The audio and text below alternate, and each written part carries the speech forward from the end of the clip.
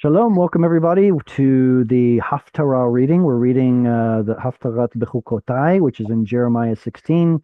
If anyone wants to raise a hand or annotate on the screen, here's how you can do it. Just a quick shout out to anyone who wants to join my Level Aleph beginners course. It's going to be starting this July 7th, 2025. The sign up link is live. It's open on hungryforhebrew.com/courses, or just go to the website and click on courses at the top. And you can read some of the reviews of my students, how they really enjoy it, but it's also really tough. We go breakneck speed, and we do in one semester, in one course, what other courses would take 3, 4 semesters to do. So I don't like to drag the time out and waste your time and money. I know you want to learn Hebrew, so that's what I try to do. And yeah, so read those reviews and see if you Question. be interested. Yeah, question. Does it go along with what we're like? I'm taking Hebrew B in E Okay. teacher.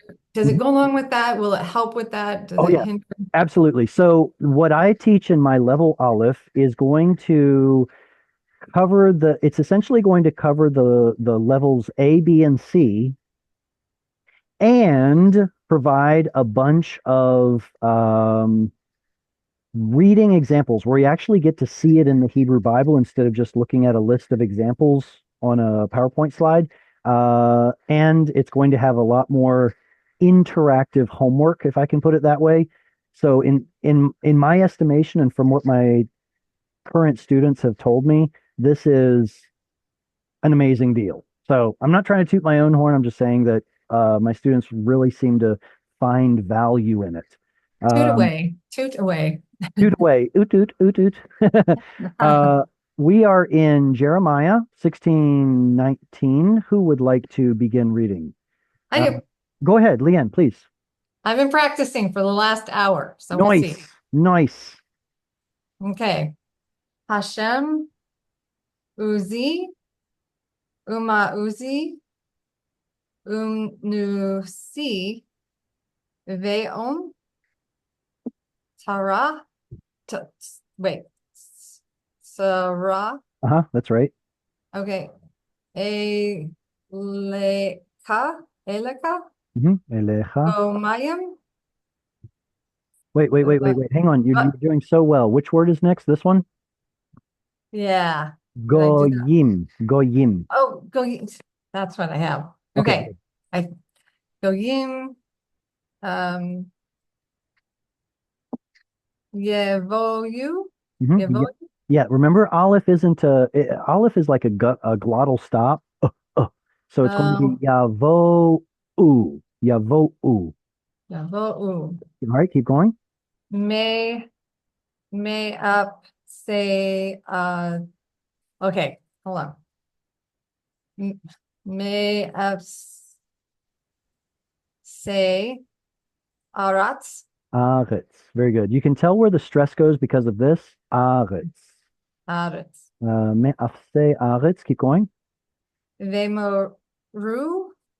Good. Don't forget your O sound up here. Vyo Maru. Okay. Veomaru. Aki. This is Ach. There's no E sound at the end. This is just a Oh, just silent vowel. Ach. ach. Sheker. Mm-hmm. Sheker. Sheker. Na aliu. Okay. Nachalu. Nachalu. Nahalu. Avo enu. Uh-huh. What letter has a toe on it?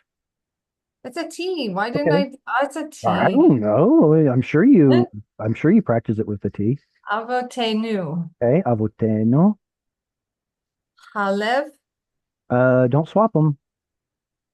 Oh, I didn't. Havel. Good. Hevel. See how it has 2 S Hevel. sounds? Hevel. That's Hevel. actually Abel's name, like Cain and Abel. His name is Hevel. His name is Vanity in the sense of like he's here for a second and then he's gone. Ooh, sorry. Of course, every name has a meaning. I should have guessed that. Okay. It's so fun to read names in Hebrew, at least in my opinion, but I digress. Go ahead. Very enlightening. Okay. And bum, Hmm. ben um, el, Mo, no, Moel, Mo'il. See the chirik yod right there, so it makes Moil. it sound like ski. Mo'il. Excellent. I see you've been working on it. As if I needed to, I'm going to go ahead and read through. If anyone wants to follow along, you can do that. Just, I guess, put your microphone on mute so it doesn't become a cacophony. Adonai Uzi Umauzi Umenusi B'yom Tzara. Elecha Goyim Yavo'u Me'afsei Aretz. Now, because of this thing, I know that there's a pause right here, so there's a little gap. V'yomeru, another pause. Ach sheker nachalu avotenu hevel ve'en bam mo'il. Okay, does anyone have a question on pronunciation first? That's the most important thing. If we can't read it correctly, then what are we doing, right? And once we can pronounce it correctly, then we worry about, well, what's the meaning of what I just read? So let's go through word by word. If it's challenging, I'm sorry, that's good. And join in as much as you all can. We know Yod He Vav He, God's name, Adonai, Hashem, and Ozi. Is this a strong dagesh in the Zayin? Remember, there are two kinds of dagesh. There's weak dagesh and strong dagesh, which the strong dagesh grammatically doubles a letter. Is this a strong dagesh? Yes. Good. How do you know? Prove it. Bigger Kifat letter. That is a weak damage. Right. Exactly. Only begad kefat, uh, begad kefat. Only these six letters can take a weak dagesh, and the weak dagesh just changes the pronunciation. You know, kind of like how we say. Um, That is the last Think about how the S can make an S sound or it can make a Z sound, like grasses, or how it can make a sh sound in the word sure, or C can be sa or ka, like cat or circle. I mean, letters can have multiple sounds, right? Well, that's what we're getting at here. These six letters are plosives, you know, build up pressure in your mouth and then release it. B, g, d, k, th. Well, when they have a dot in them, that means make them plosive and they start a syllable. But if there's already a vowel behind this letter, it steamrolls over it and makes it more of an underwhelming spirantized pronunciation. So ba becomes v, which turned into a V sound. G became r, d became the, k became ch, p became th, and t became th. But over time, they changed a little bit. So what are they now? Bet becomes vet. Gimel and Dalet, we don't do anything different with those anymore. Kaf becomes kaf. Pei becomes pei. And Tav, we don't pronounce that differently anymore. It's really only three of them. But when you look in the Bible, all six of these can take a weak dagesh, even if we don't pronounce it differently. Well, the Yemenites do. Kudos to them. So, first line of reasoning is this letter Zayin is not a Begad Kifat, therefore it must be a strong doubling Dagesh. That is a correct line of thinking. There's another way to check though. Suppose you have, let me see if I can find an example here. No, I can't. Ugh. Okay, suppose you had a bet with a Dagesh in it how would you know, like this one right here, how would you know if that's a weak dagesh or a strong dagesh?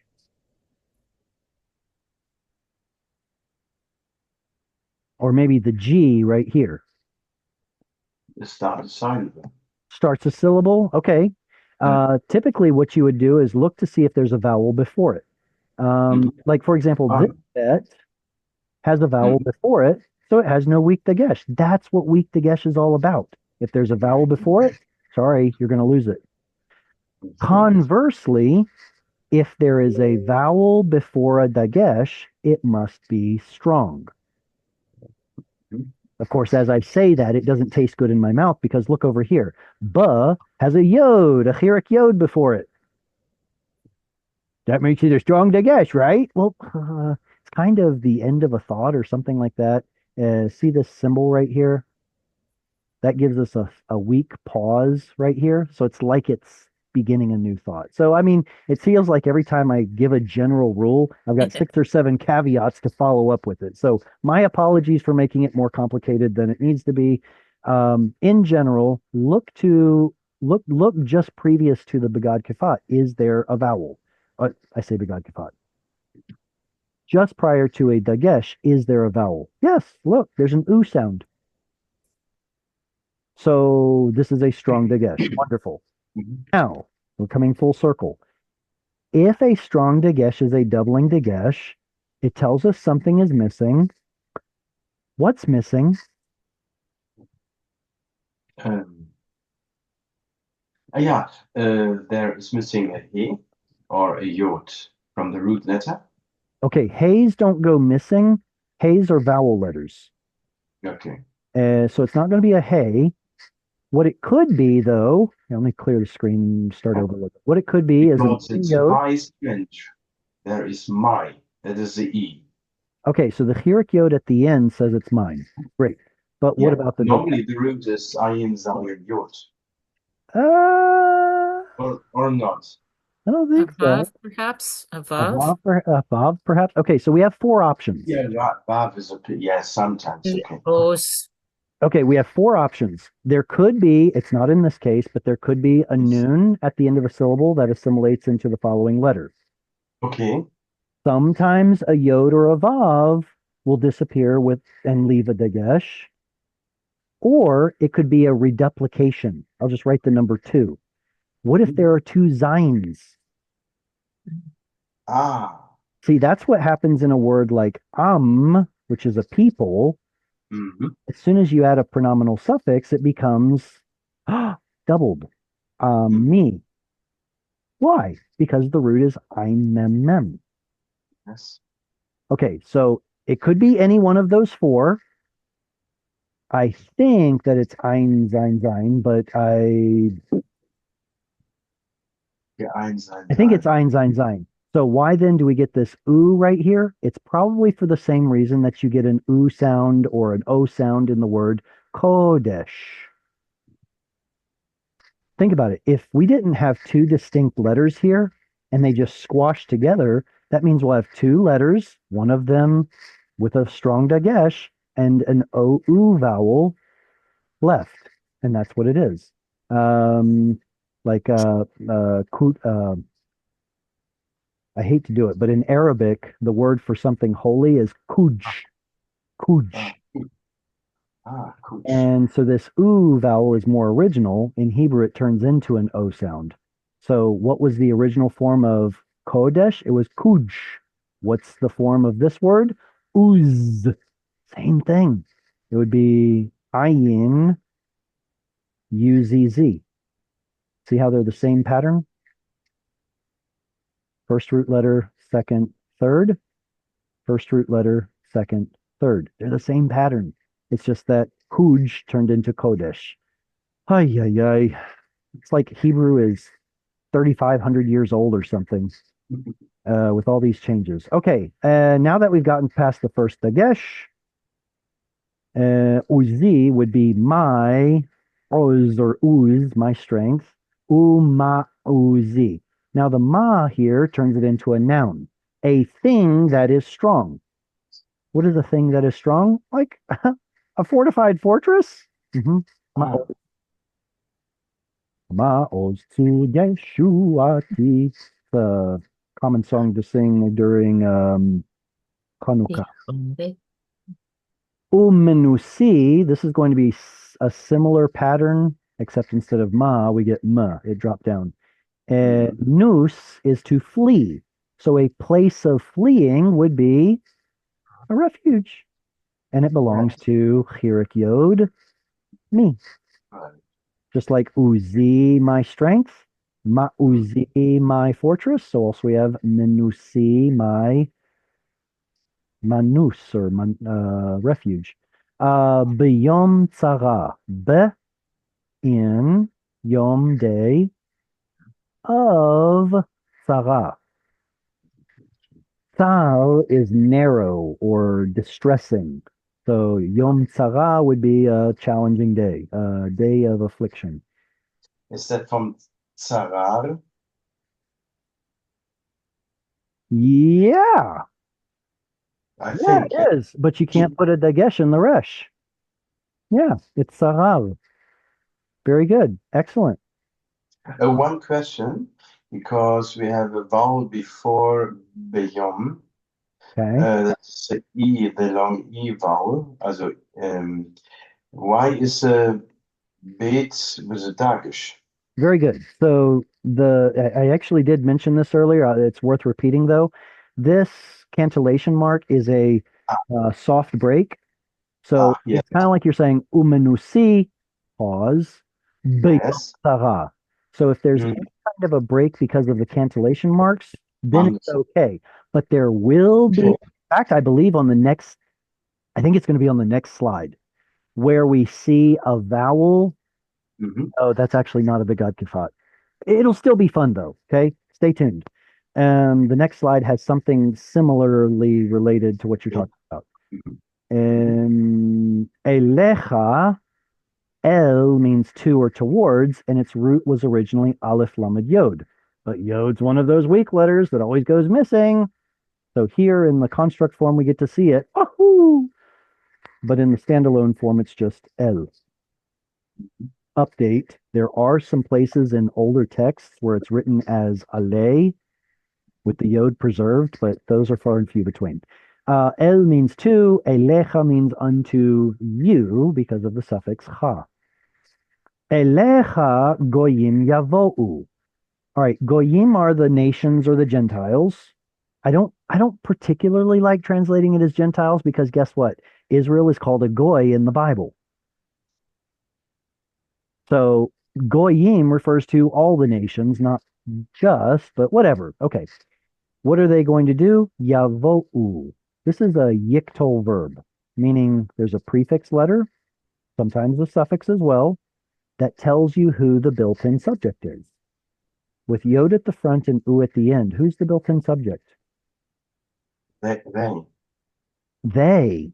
In fact, Third it means masculine. they will. Exactly. They will. Who will? The goyim. They will. What will they do? Bo. Your Ah, root should be bet vav aleph, but vav is one of those missing letters. So instead of seeing it, it's gone. Yavo'u, they shall come, arrive. mhm. Me afse aretz. What is the me? From Yeah, this is one of those attachable preposition words. It prefixes onto the following word. Me, when it's standalone, in its standalone form, would be min. Wait, where'd the noon go? Noon's one of those letters that disappears. It's noon, yod, and vav. So here it went missing. But instead of assimilating into the following aleph with a dagesh, remember dagesh is picky and doesn't like dagesh. Aleph is picky and doesn't like dagesh, so instead it lengthens the preceding vowel to compensate. Me afse avetz. Ephes is the root. Does anyone know the number ephes in Hebrew? Hint, It's zero. the Indians invented it. The number zero. yes. Uh, Oh, Ephes is the number zero, but in biblical times it means oh. like nothingness, like off into the as far as you can go until it's nothing. So when it talks about the afse aretz, the a makes it construct, meaning there's an of relationship with the following word. So it's like the farthest points of Aretz, earth, the land. Mhm. Vayomeru, ooh, yod at the front, oo at the end. Who's the built-in subject? Third masculine plural. Again, so it's still referring back to Right. in. First the goyim yavo'u, then the goyim yomeru. What are they doing? Amar, they say. Above the word vyomeru is another disjuncting cantillation mark. So it's kind of like there's a pause as if they're about to start the quote. Mhm. This is what they shall say. Ach sheker nachalu avotenu. There's another disjunction there. So they're taking a breath and then finishing the quote. Hevel ve'en ba mo'il. And that's the end of the verse. Ach is like, surely, indeed, certainly, sheker, deceit, nachalu. This is a katal verb. The oo at the end tells us that the subject is they. They. They did something. Earlier, we had yod at the front, oo at the end. That means they will do something. But here it's just Mhm. oo at the end. That means they did something. Mhm. What did they do? Nahal, they inherited, they possessed. Who did? Avotenu. Who is an av?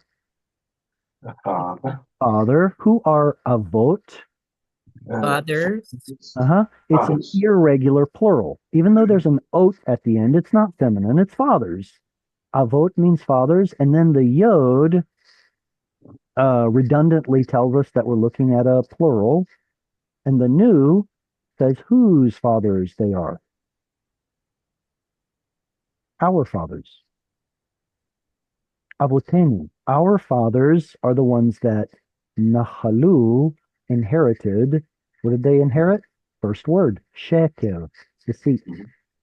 Deceit have they inherited, that is, our fathers. Mhm. Why does Hebrew make the sentence all backwards? Well, because it's putting the most important part of the thought first. It puts emphasis on it. Lies they have inherited. Sounds different than they inherited lies. Putting it first, emphasis. Our fathers are the ones who are supposed to direct us in what is good and right, and instead, sheker is what they have inherited. Hevel, vanity, empty. The word hevel actually means vapor. Yes. Here for a second, and then it's gone. Vapor, hot air, the enbam mo'il, and there is not in them, probably referring back to the fathers, mo'il. This is from the root vav ein lamed, and it has to do with efficiency, something that is profitable. If Mhm. we're going to say ein, there is not, ein bam mo'il, there's no profit or efficiency with them. Yikes. All right. Are there any questions on the first verse here? What is Abotenu? The Yod is that's not plural, but the odd is plural. Okay, Ich, excellent. So I like I said, think the there's a suffix redundant. is enu or not. Okay, so there are two ways of teaching it. Most grammars will say the suffix here is anu, and I don't agree with that. I know that the yod here is originally the marker of the plural. Let's take a word that Okay. doesn't have oat in it, like sus. Good. If I have horses, that would be susim, but this mem here isn't originally part of the plural. That actually came later. The original plural was marked with a yod. What does it say? Then you can add on a pronominal suffix to say whose horses they are. Susenu would look like this. So I would mark three different parts of the word. Sus tells me what I'm talking about. Mhm. A tells me that it's plural, Mhm. and nu tells me whose horses they are. Well, the Yes. same thing happens with the feminine plurals, and the oat here originally was ah, as opposed to at. Right. This Yeah. was your singular form for feminine nouns, and this was your plural form for feminine nouns.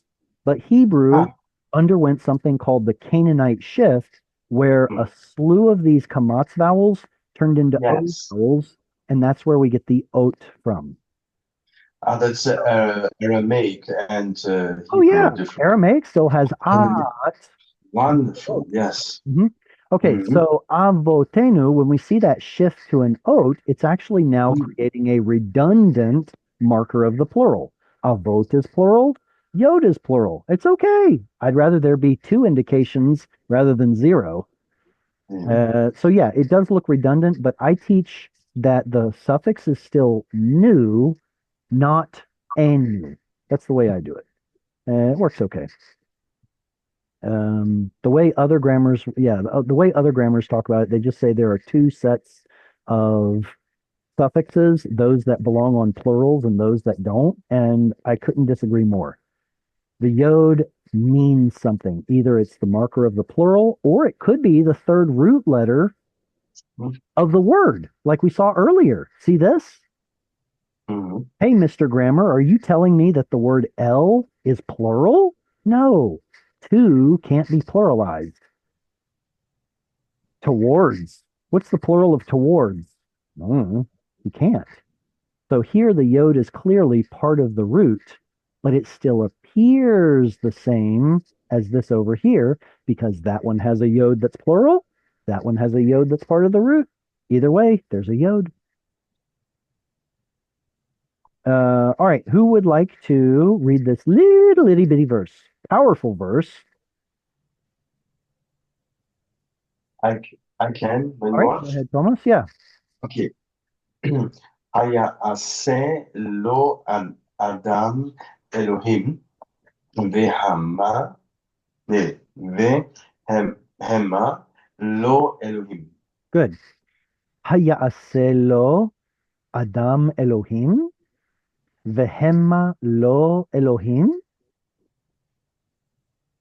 All right, let's just take it part by part.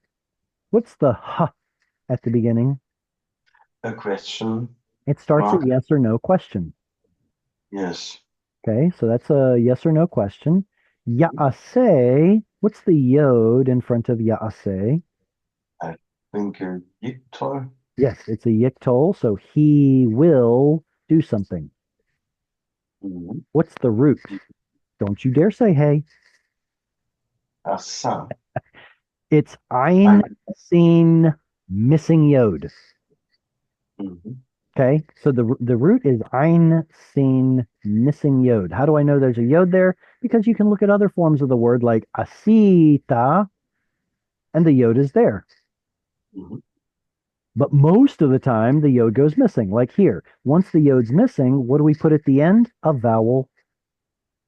Why? Well, because evidently it was too hard to say yasai, so it got shortened to yaseh. And then after it got lazily turned into yaseh, that's when Hebrew writing was invented, and it was forever cemented into the annals of history as yaseh with a hey at the end. Jared, I have a question about that. Okay. Are there any roots with hay in the Oh yeah. at the end? At the Oh end? yeah. Absolutely. In Okay. fact, I believe we're going to see in this reading, we're going to see the root gavah, Hmm. which has an actual consonantal hey. And if I remember correctly, there are five or six roots that have a hey at the end, like kahe Hmm. Sorry. has a consonantal hey at the end. No, kahe, is that right? And then there's ta. Nope, I'm not going to pretend like I remember. There's four or five or six of them that have an actual consonantal hey at the end. Will they always have a peak in them? No, because if it has a vowel attached to it, then you know it has to be a consonant. Suppose I've got the word um How about this one? Suseha. I don't have to put a mapik in here because the mapik reminds me, hey, it's not a vowel letter, it's a consonant. Well, yeah, but there's a vowel attached to it. That helps me know that it's a consonant too. Mhm. So Ah, no, yes. you will not always have a mapik in it, only if there's no other vowel attached to it. So Yeah. like the word gova has a mapik in it, Mhm. but givoha, givo, that's not going to have a mapik because it's spelled like this. Mighty strange, yes. No, it's actually perfectly normal. Think of a different word like adoma, or no, that's aduma. Let me think of a different one. Kechola. No, that's kechola. Doma, chesama. Oh, come on. Somebody please help me. What color has an O sound in the feminine? Uh, adom, aduma, shchora. There we go. Shchora. Look at the pattern. It's the same. Shechora givoha.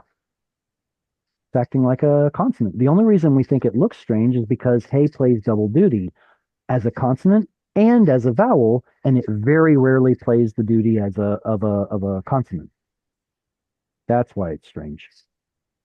Now, Thomas, your question from earlier. Is this a strong or weak dagesh? Uh-oh, can I not hear you?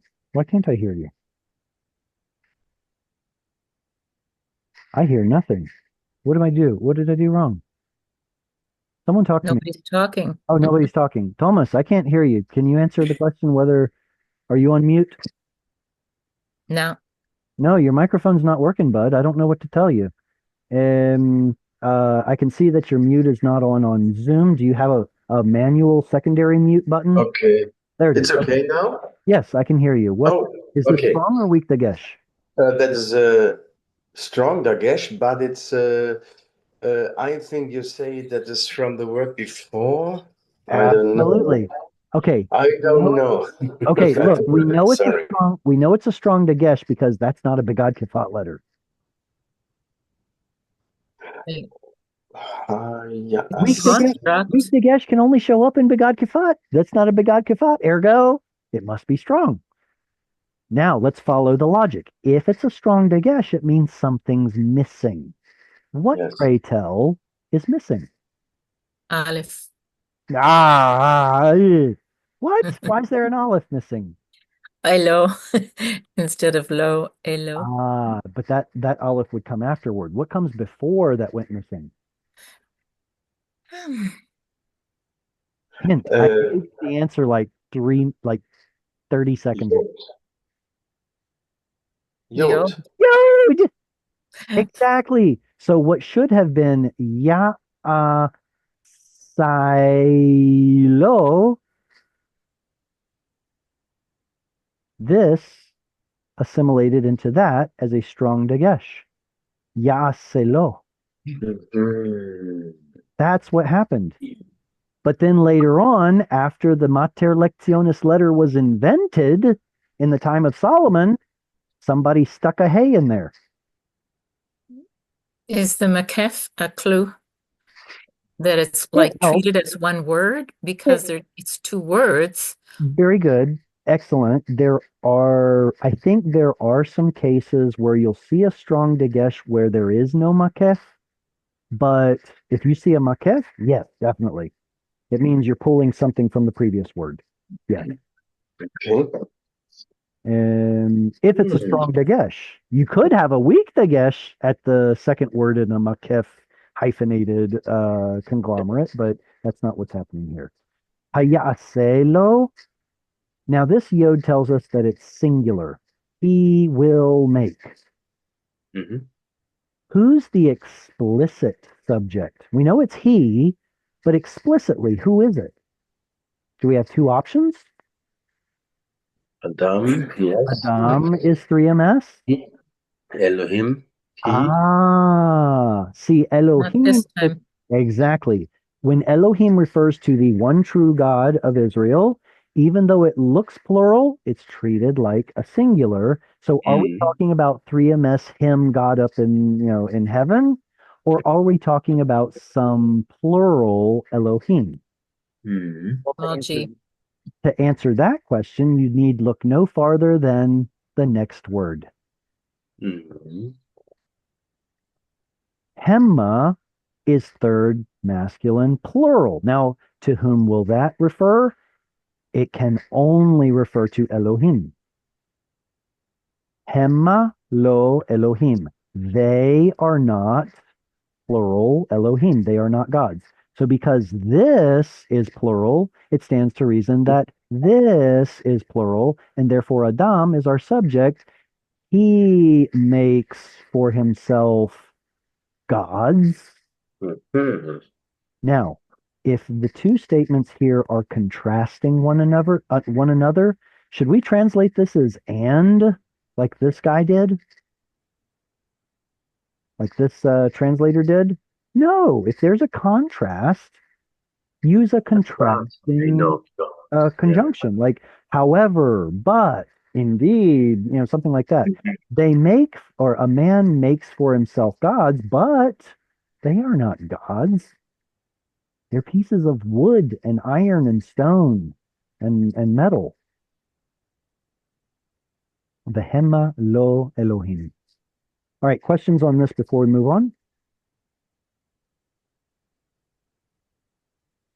All right, we're up to the next verse. Who would like to read? I'll go if no one else It's volunteers. okay. It doesn't matter whether they volunteer. It's all yours. Go I ahead. can read. Go ahead, Cheryl. Okay. לכן הנני מודיעם בפעם הזאת אודיעם את ידי ואת גבורתי וידעו כי שמי אדוני. Very good. Excellent. ידעו. Good. This has to be audible schwa. Why? Because it's preceded by a long vowel. If this is a katal or vekatal, then that means it has to be a kamatz a, long vowel. V'yadu. Now, this one up here, I'm just being nitpicky. Forgive me. It sounded more like a schwa instead of a long vowel. Let me hear you say it again. לכן. Lachen לכן. modi'am ba'pa'am hazot odiem et yadi ve'et gevurati v'yad'u ki shmi Adonai. Would it be shemi or shmi? It's supposed to be shmi, and in modern pronunciation where everyone's lazy, it becomes shmi. So we in biblical Hebrew would say shemi. Yes. Okay. And an Israeli will tell you that's not right. Yeah. That's not right. All right, now that we've read through it, what can we make of this? Lachen. And did you know this is actually two parts? What is la and what is ken? To the established. Right. It's kind of like to the aforementioned, or to the aforementioned establishment, to that thing that we just established earlier. Does anyone know what the root of ken is?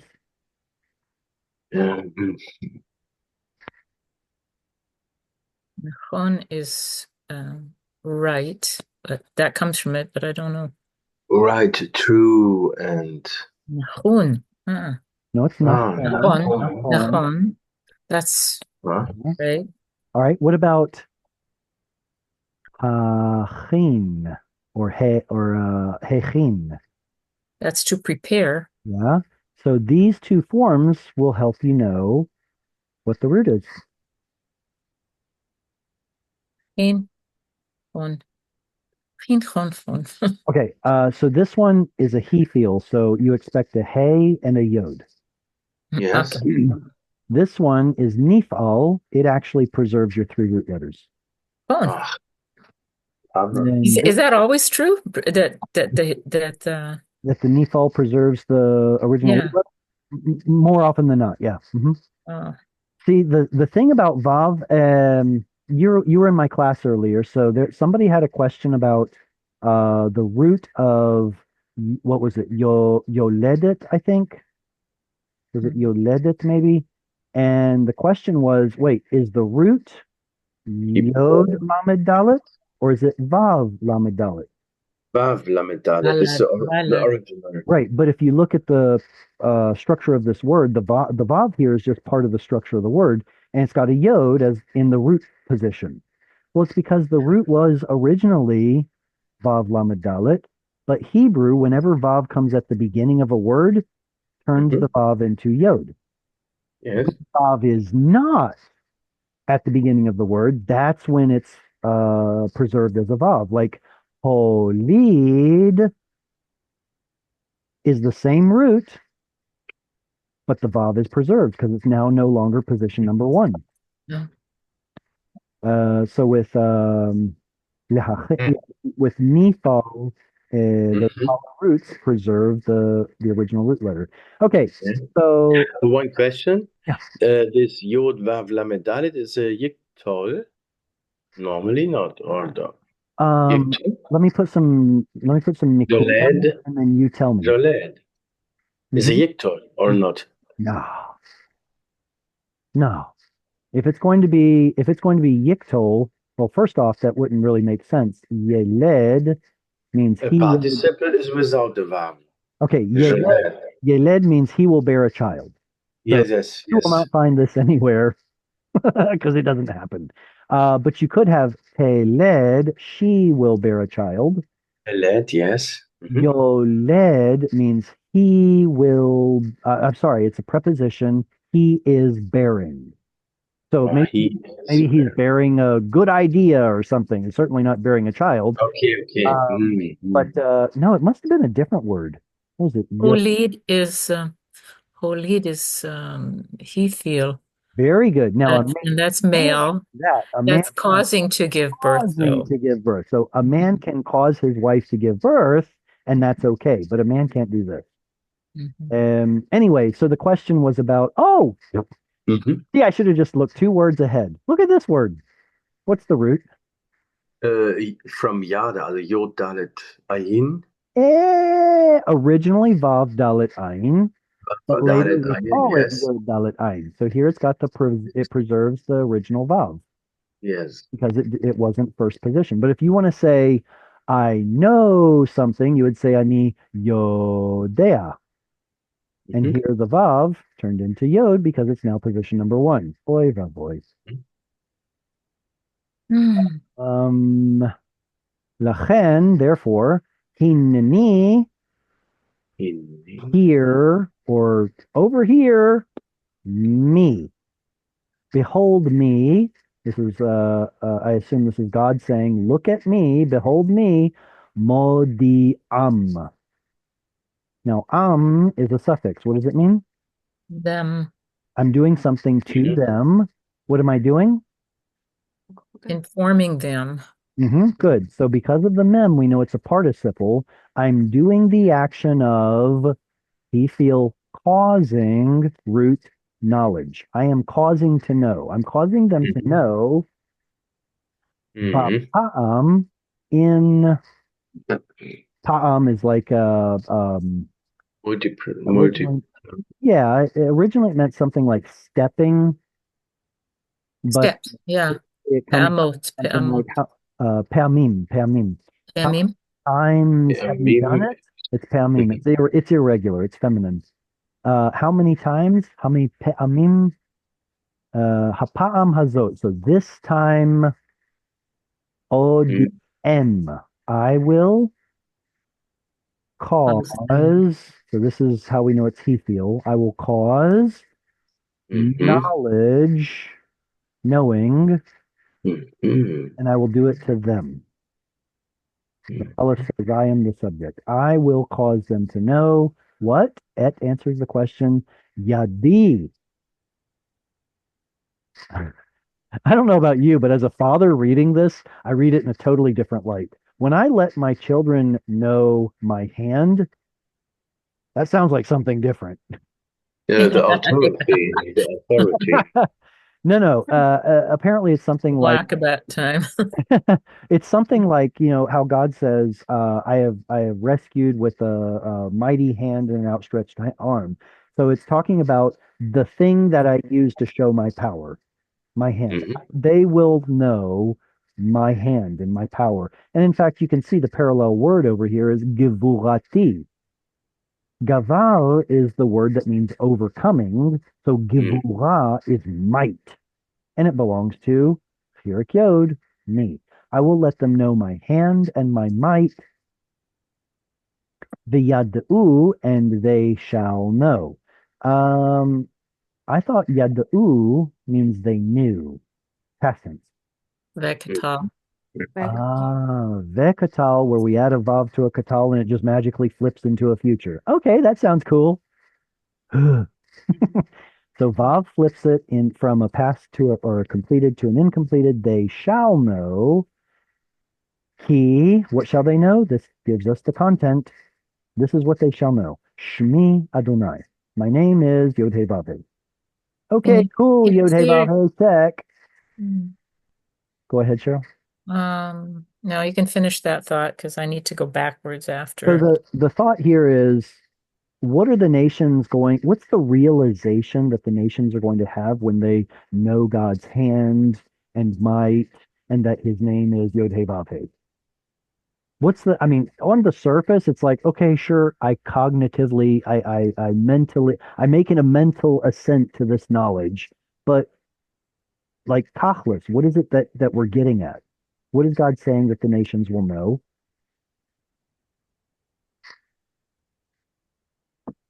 His name. I'm digging a little deep. I'm digging for something a little deeper. Let me let you in on what I'm getting at. What's the root of God's name? To be, Okay, yeah, to be, to to exist, exist. to be present, available, accessible, something like that. So if the nations are making all these not gods, and the one true God in heaven says, I will make them know that my name is, I'm here. What is it? Hey, yo, yo. Uh, Fair. Uh, Hey Yod Yod is a fair way to talk about the root, even though it was originally Hey Vav Yod. The Hey Vav Yod version is where we see the Yod going missing and turns into a vowel Hey with a Yiktel prefix. Bam, that is God's name. But the verb that Hebrew turns it into, they turn the Vav into a Yod. How do I know it changed like that? Because if you go over to Aramaic, it's still a Vav. So this change happened. There are so many people that will scratch their heads for so long trying to figure out what the root to God's name is. It's like, do you need to light a candle to see the sun? It's right there. Aramaic proves it. It's to be, to exist. So why, O nations, are you making non-gods when I am he who exists? I am present. I am available. I am near. So there's what was it? Somebody was talking about how, oh yeah, was it Leanne? Leanne, were you talking about the names always have meaning to them? Yeah. So here is a prime example. God's like, I am here is here. That's really cool to me. Anyway, Cheryl, can Jared, you formulate your question? Go ahead, Tuesday. what, where would I find the Aramaic root? You could look as, I mean, Daniel, Ezra. Daniel, Ezra, okay. Mhm. So look for Would that be in BDB? BDB does have an Aramaic section, doesn't it? Mhm. I'm pretty sure it does. I don't remember if it's a separate section or not, but what I would, oh, you're asking in what dictionary would you be able to find the root of the word in Aramaic? Is that your question? Yes. Would it be the Targum? Oh, yeah.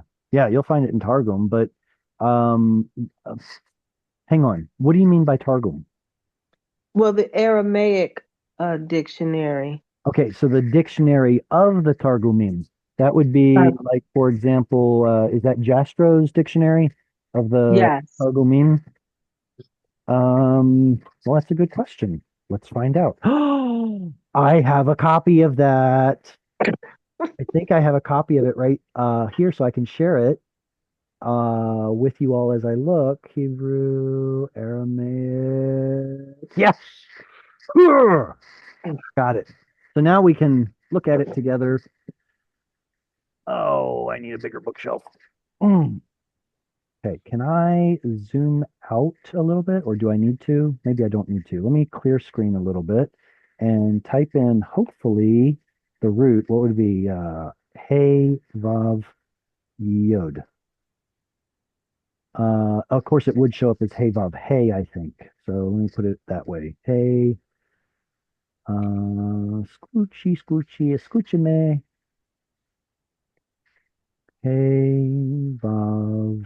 Uh-oh. How do I go down? Is it down? I've made this program ages ago. Is it down screen? There it goes. Okay. Hey, Vav. Hey, Bet. No, I'm already at Hey, Bet. I want Hey, Vav. Ugh, Jared. What am I doing wrong? Let me look up Hey, Yod, Yod, see if I'm just wrong. I don't see it. Hey, Vav Oh, Aleph. here's Hey, Yod, Yod. Hey, Mhm. this or that. Hayet, no. Mhm. Uh-huh. Hey, Yod. I wish I could give you a better answer, Tuesday, but Hmm. hey, Yod, all the rabbis read which months? Hayava. Ooh, no, that's quickly. Okay. So here was my original thought was not looking it up in a dictionary. My apologies. Because here's the thing. Dictionaries can and sometimes are wrong. If you look a word up in a dictionary, you're essentially acknowledging the authority of the dictionary. If you find the pattern of a word in the Bible itself, then you get to see it for yourself. So I would point to like yiktol forms of Aramaic verbs that have the vav built into them.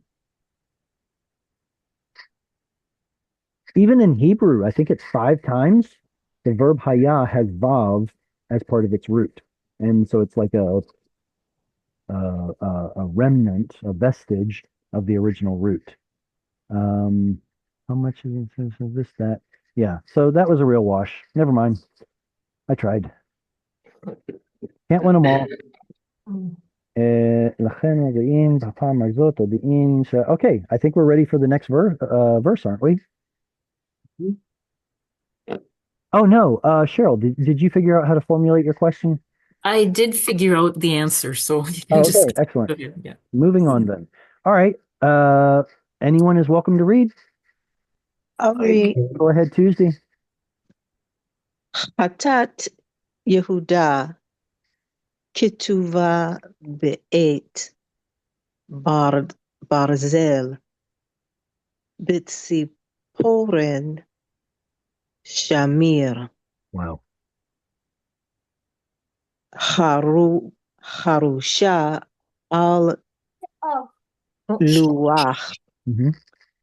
Libam Ulekarnot Mizbehotechem. That's a long word. Mizbechotechem. It's verses like this where I remember how much I enjoy reading from the prophets as opposed to reading from the Torah. Torah is fine. Torah is great. Torah is the foundation, but it's pretty, God forgive me, sometimes it's kind of dry. And when you're reading prophets, it feels like the text is pregnant with meaning. You get to wring it out. All right. Chatat Yehuda כתובה בעץ ברזל בציפורן שמיר, חרושה על לוח ליבם, לקרנות מזבחותיכם. I love this. Okay, Chatat Yehuda. What is Chatat? Sin Sin of. Yeah, and it's got this feminine tav here because I guess it's in construct. The sin of. No, I guess Chatat has a tav on the end of it anyway because of the aleph, even in absolute form, right? Chata, Chatat, Chata, Chatat. I thought it was Chatat all the time. Anyway, Chatat Yehuda, the sin of Judah, Ketuvah. What is Katav?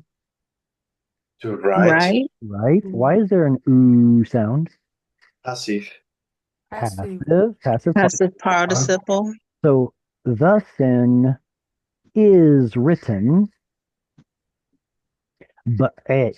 What is an et? Pen. Yeah, they had pens back then, right? They had ballpoint pens. Hmm. Some kind of a writing utensil. Mhm. And what is it made out of? Et barzel.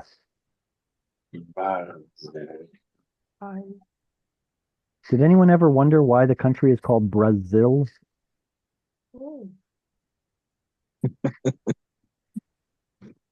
Furthermore, did anyone ever think about why Argentina is called Argentina? What is it? AG, silver? Mm. Ah, silver. Yes. Silver, Argentina. Anyway, so Barzel is the Hebrew for iron.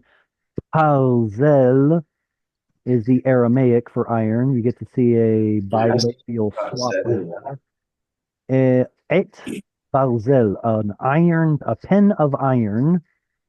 But tziporen. Does anyone know what a tzipor is? Tweet, tweet, tweet. Fingernail. A bird. Tzipor is a bird, yes. bird, but then what is a tziporen, Cheryl? Fingernail. It's the talons. Fingernail of a bird then. Good, exactly. So the tzipornayim are fingernails. Mm. Here it's talking about the sharpness of those either talons or fingernails. The point of shamir, and they have here diamond. I'm not sure if that's a diamond, That's not right. mother Mm-mm. stone. It's flint. I looked it up. Okay, excellent. Yahalom is the biblical word for diamond, and that's flint. Fair. Anything really, really hard. Okay, fair. I agree with you. I'm not going to disagree. I do want to point out that maybe the word for certain stones could have changed over time. Yeah.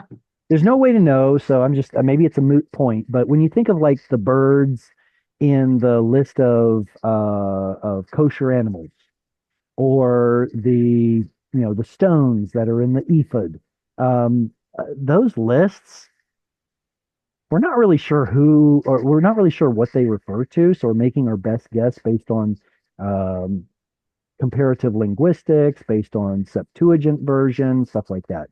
But anyway, something sharp, something very sharp. So we can call it some sharp stone. Harusha.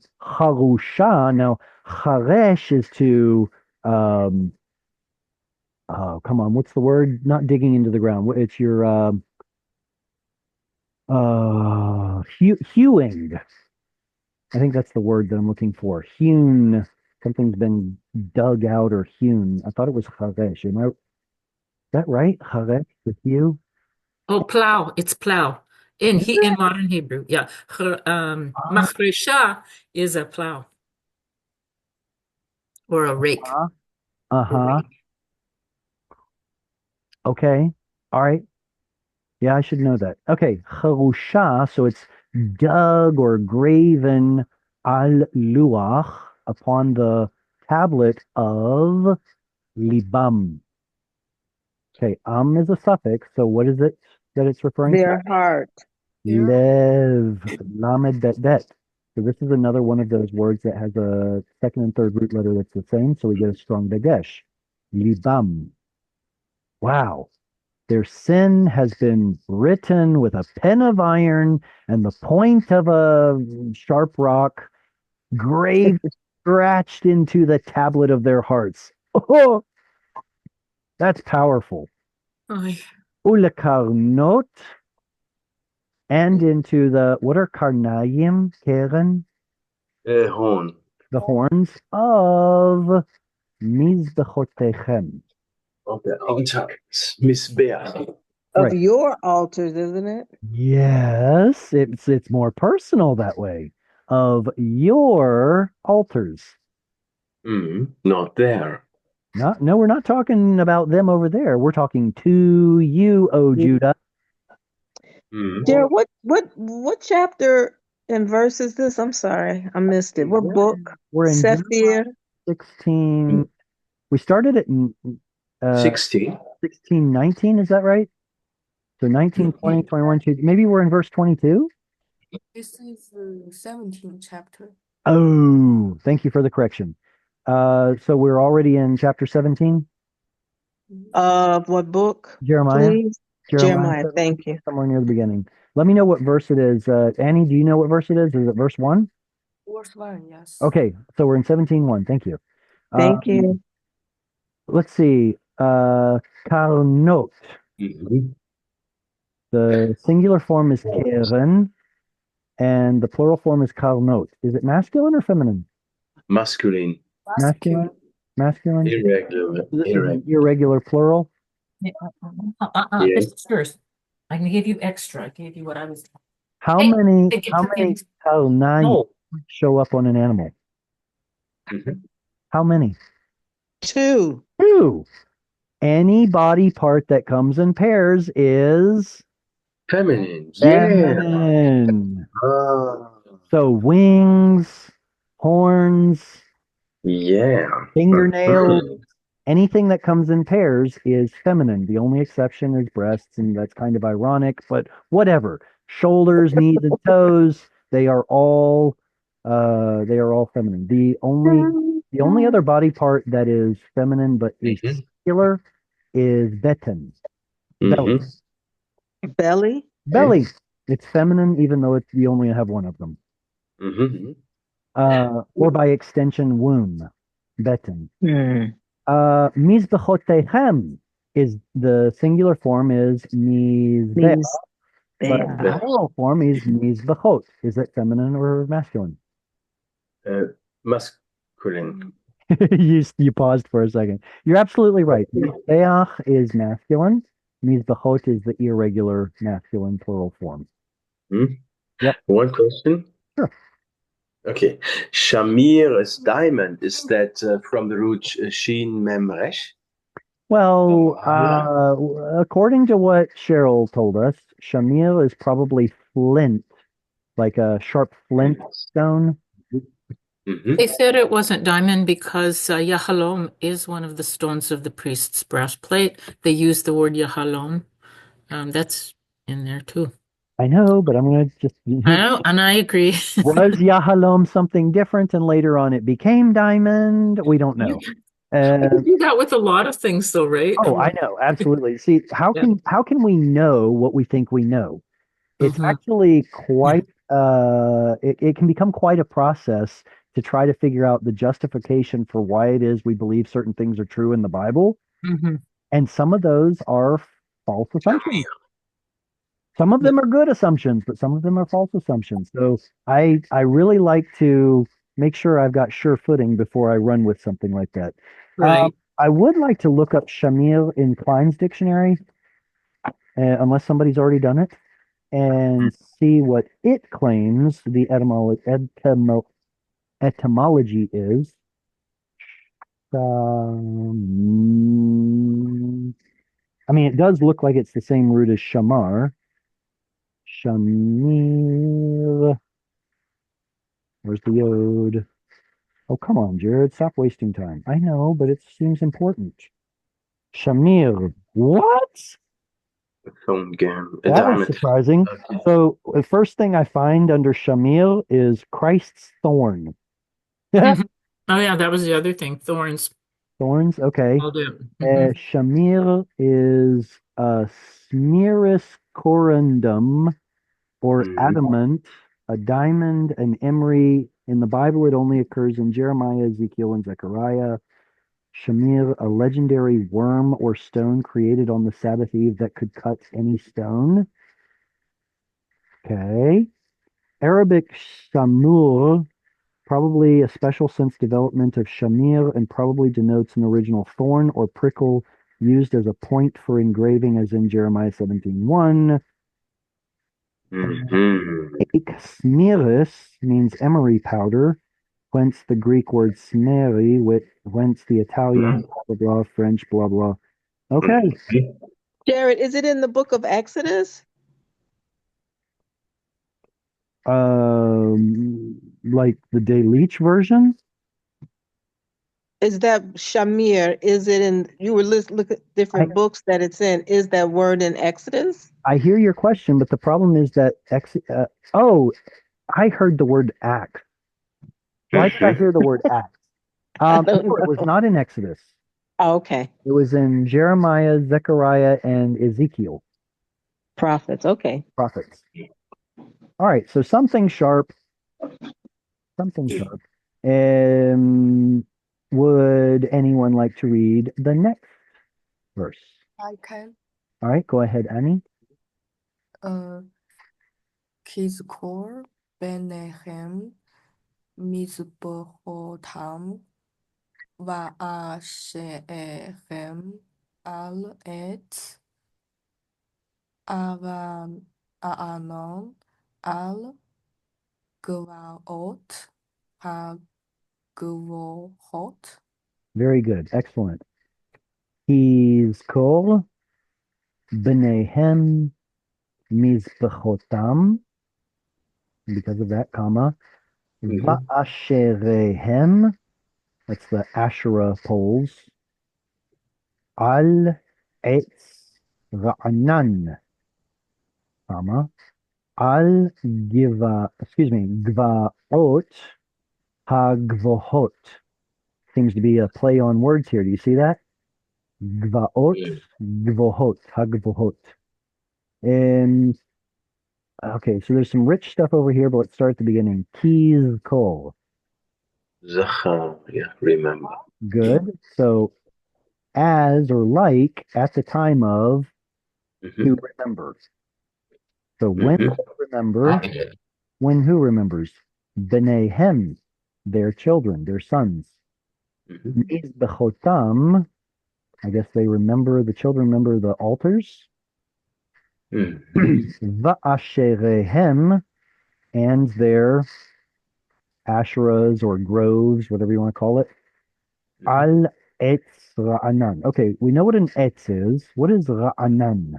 Not a bad word. Ra'anan is refreshing. Refreshing. Yeah, Mhm. like Yeah. filling yourself with energy after a weary day. That's the verb ra'anan. So what is a tree that is ra'anan? Vi Yes. like vivacious, vibrant, um, Like an evergreen verdant. Yeah, tree that Yes. it Yes. Yes. revives yeah, all year yeah, long. exactly. We're basically talking about fertility god worship. Yes. Green trees. Mhm. Yep. So Mhm. it's talking about those revitalizing verdant trees. Yeah, okay. The ones that you turn into Asherah poles, I guess. Al, where are they located? Al Givaot. Gvaot are the well, the hills, the The high high. places, yeah, that are Givohot. And this comes full circle to Cheryl's question about having a third root letter hey. This is the one I was thinking of. Gavoah would be the standalone form. Mm. Gavoah. But then Okay. in the feminine plural, it's Givohot.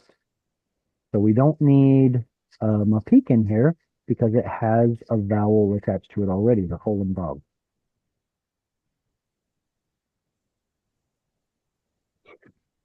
All right, questions?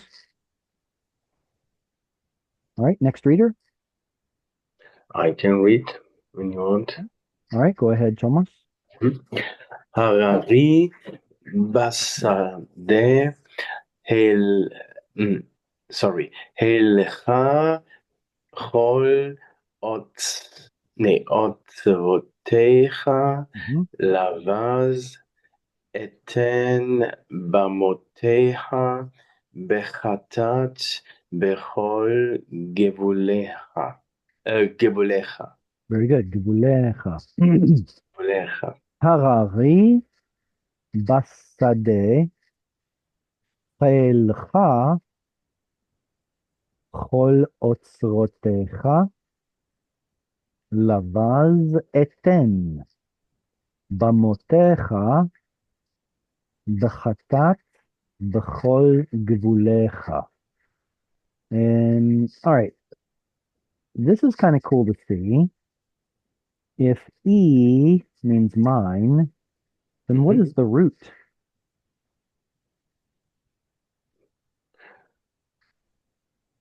Normally har, but it's harar. Right. So Har, resh, resh. that's what it looks like. So har or harim apparently has second and third root letters, geminate, at least according to this. Basade in the sade, in the field or countryside or possibly even high place if you're talking about Shaddai. And no, I guess that wouldn't make sense here, would it? Hariri Basha. I don't know. If this is God talking about his mountain in the high places, it could actually be the heights instead of field. Wouldn't make sense to have a mountain in a field, would it? No. Chailcha. And does anyone know can you remember the lexical form of this word chail? Chil? Yes! Hayil. Hayil. Like Eshet Hayil. Eshet Hayil It's means like army to circle, or it's Hayil is valor or it's military strength. yes.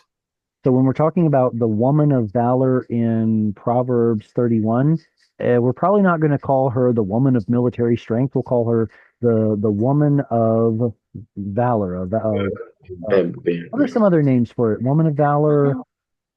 Like dignity or It denotes strength.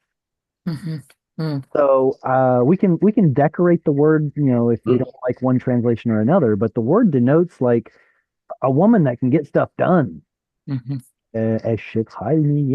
can find a woman of valor, of strength, capability, maybe capability. Can we say that? Maybe I don't know. Kol otzrotecha. What's the absolute form or lexical form of this word? I think yatzar. Yotzar the resh. Is it Yatzar. Aleph Zadi Resh? Aleph Zadi Resh? Yeah, it's the word otzav. Oh yeah, atzar, genau. Otzav. Yes. I'm trying to remember. I think it's a kamatz here, but I'm not sure. Otzav is a treasure. Yes. So if you had to guess, otzal, otzrot, what gender do you think it is? I think masculine is that.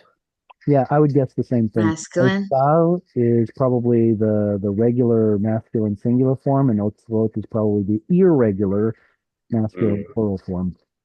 Otzrotecha, all of your treasures, lavaz eten. 2 or 4, plunder, booty, eten. I will Give you. I will give. Yeah, so we see a strong yesh. It means that there's a missing letter. Natan. I will give. Natan. Bamotecha. A bima Oh, in a bima. Jewish synagogue is going to be the place that is elevated to give the Altar. sermon. Sort of. So the podium or something like that. But bamot in the Bible refers to the high places where false gods were worshipped. I don't know who chose that word, but so bamotecha is your high places. B'chatat b'chol gvulecha. Ooh, does anyone know the plural form of gavul? Gulot. So we got another example of an irregular masculine, gvulot. It's good. It's a masculine. Pero no hay que matarlos. Okay, questions on this one? All right. So let's press onward. Who would like to read this? I Can will I read. try it? Eileen. Okay. All right. Go ahead, Eileen. Cheryl, you can get the next one. Okay. Vishem a to a ve me ha mene ha la te ha asher nanatati lech ve ha e be da ti ha The long one. V'ha'avadicha. ha et a o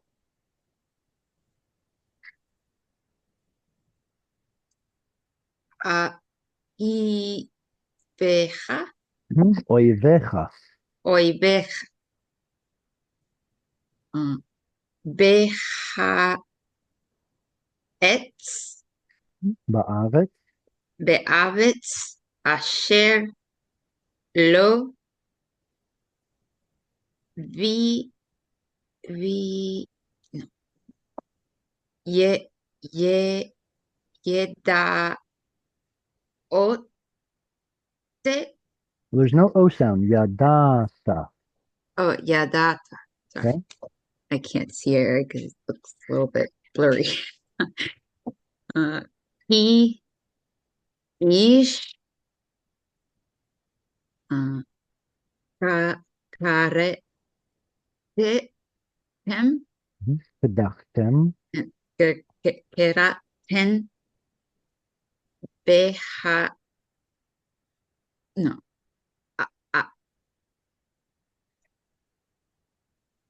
beafar Ba'api. beati Ba'api. ad olam ha'u kerda. Wait, that's a tav at the front. Oh, u ker. And that's a dalet at the end. Oh, karda. Tukad. Could no Tukad. to cut Tukad. cut.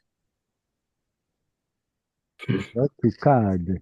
Long vowel. Great work. Excellent. Thank you. Veshamata uvacha minachalatcha asher natati lach. V'ha'avadticha, that's hard to pronounce together,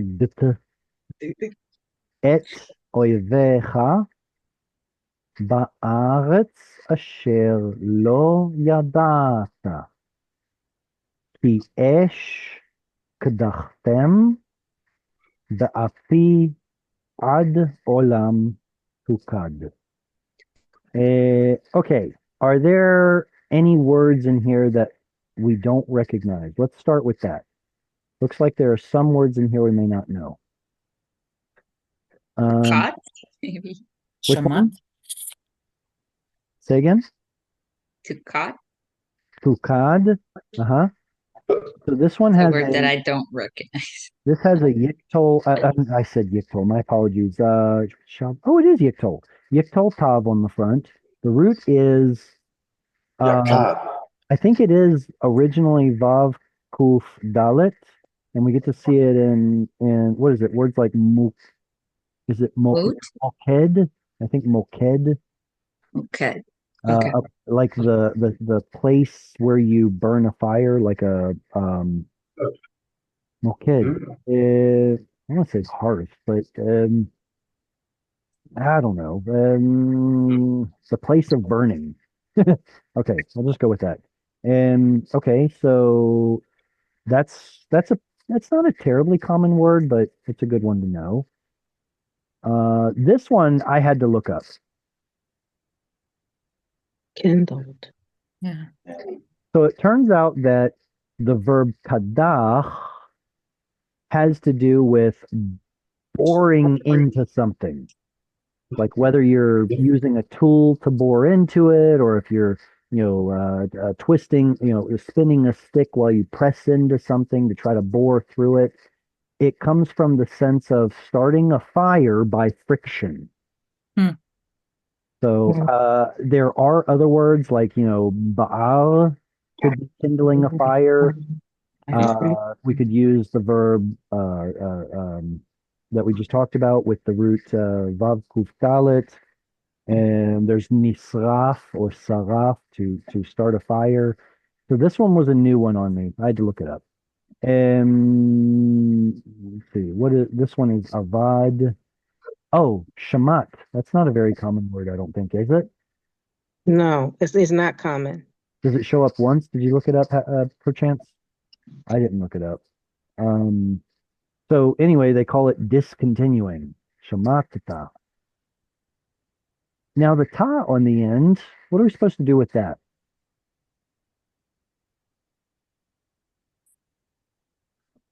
It's a yeah, it's a pause after that, but why I don't know. Can it be just a regular 2ms, katal suffix, like the katal suffix? The You, ta? you shall discontinue. It's feminine, huh? What? Why is it With the feminine? direction, not, no? No. See, here's the thing. It's tricky. We think of the ta as being the suffix for you did something, but this has an ah sound in it. And after the time of Solomon, it is not it's not you can't rule out that somebody put a hey there. So whether it's ta or ta, it's still 2ms, katal. So here it looks like you are the subject of this So verb, Bechuqotai 2ms. the katal 2ms. Very good. So this is where we're getting the shall from. Mhm. You shall discontinue it. Okay, now I don't know if it is transitive, like you shall stop doing something, or you shall cease. I don't know which one it is. I just don't know the verb. But yeah, the translator tells us it has to do with discontinuing. It would be a good word to look up. You shall continue uvecha, and in you. I don't know why they don't translate it. Maybe because of no, I don't know. Mi nachalatecha. So here we're talking about nachala, an inheritance from your inheritance, which natati, I gave lach. Okay, so this Hallelujah. lach right here, even though it's in pausal, is still 2ms. It should be lacha, but in pausal form that shifts over and becomes ach, whatever. That 2ms tells me that this is 2ms. Mm. So also we've got a cha right there, 2ms. And another one there, and another one there, and another ta there, and it just continues. It's interesting that it flips over to an 2mp right here. Anyway, ve'ha'avadticha. What's going on with that big long word? Well, ve'katal, pronominal suffix, katal suffix, and he feel hey. and I will cause to serve. That is, I will cause you to serve. Et oivecha. Your oivi, your enemy. Your enemy. The ones that cause can't say is it not, it's not violence, is it? That's Hamas. It's threatening. I forget what the root le'ayim, to be violent. Yeah. Mm-hmm. I don't know why I was thinking it was a different word. Le'ayim, to be hostile. That's the word. Yeah. So the ones who are hostile to you, your enemies. Ba'aretz, in the land, asher lo yadata, the land that you did not know or you have not known. The esh kadachtem, a fire you have kindled. Ba'afi. Is that strong dagesh? Yes. Why is it there? Because it's Close sound. What's the root of af? It's angel. Afaf. Oh, double No, pay. it's Aleph double pay. Afaf. Aleph noon Yeah. pay. Enough. So Right. we do get to see this root show up in the Bible in the hit pa'el. And when it does, it shows up with a noon there. Hit naf or hit nef or something like that. So Yes. we also get to see it used again in modern Hebrew with the kalnaf. Who is the kalnaf? Rhinoceros. What is keren? Horn. Horn. And what Horn. is an anaf? Nose. What animal has a Nose. horn on its nose? Rhinoceros. Rhinoceros. Unicorn. In Hebrew, And the word for a rhinoceros is a circus. kalnaf. And so it combines the keren and the anaf. Well, you could just say it combines with the keren and the af. So maybe it's a bad example. But definitely in the hitpa'el, we get to see the nun. And so the root here is aleph nun pei. Means nose, but figuratively anger. Ad olam. Jared, what is that mem on the kidachtem? I think That's the ending? is the katal suffix. Got it. Yes. Okay. You all kindled in my anger, ad olam, forever, tukad. Ad olam tukad, it shall burn forever. Woo! Please be gentle. Please be merciful. All right, we have just a minute left. Anyone want to read who hasn't yet? I was going to read after Eileen. Yeah, that's right. You were. Go ahead. כה אמר אדוני, ארור הגבר אשר יפתח באדם, ושם בשר זרועו, ומן אדוני יסור ליבו. Again, this is powerful. Very. כה אמר Adonai, thus says the Lord. Here's our Vivia, so that's going to be where the quote starts. Arur hagever. This is a passive participle. Cursed is. I don't know why they have plural right there. It's singular, masculine singular. Cursed is hagever. The man. Remember, gaval means to overcome, so it's more like the overcoming one, but whatever. It's usually refers to a man. Asher yiftach, the one that trusts. Betach, batach, mitach, bitachon, the one that trusts ba'adam, in mankind. Not referring to a single individual, but to the entirety of humankind. Has anyone ever heard of amillennialism, where we trust in man that everything's just going to become better and better and better until Messiah comes? It's a lie. That sounds an awful lot like putting my trust in man. I just don't have that much trust in. Look, I'll look for the good, I'll hope for the best, but I'm a realist too. Anyways, Visam basal zroo. Okay, so here we get that stop. figurative language again. Zo'o. Remember earlier, I will make them know my yadi, my hand, and my gvura, and my might. Well, it's the same thing here. Instead of hand, it's now the zoa. It's the entire arm. Mm-hmm. And strength. He puts a salve Flesh. for his arm. So his strength is mere flesh. It's not God's arm. It's mere flesh. It's man's flesh. Umin Adonai, and from the Lord, Yasur Libo. His heart has departed, or is doing the action of depart. What's the root of Yasur? Sur. Good. The root is sur, to turn aside. If we're going this direction and somebody does this act, that's the action of sur. Turning to the right or left. Okay. So from the Lord, so here's the Lord up here, and his heart has done the action of sur. Now it's going that way. Yes. Ooh. And there it is again, libo, lamed bet with an O on the end. So the moral of the story is, don't let your heart yasur min Adonai. Depart from the Lord. Wonderful. Amen. Well, I think it's about that time. Thank you all so much. Just in case anybody didn't hear, my class that I'm offering, Level Aleph, is going to start July 7th.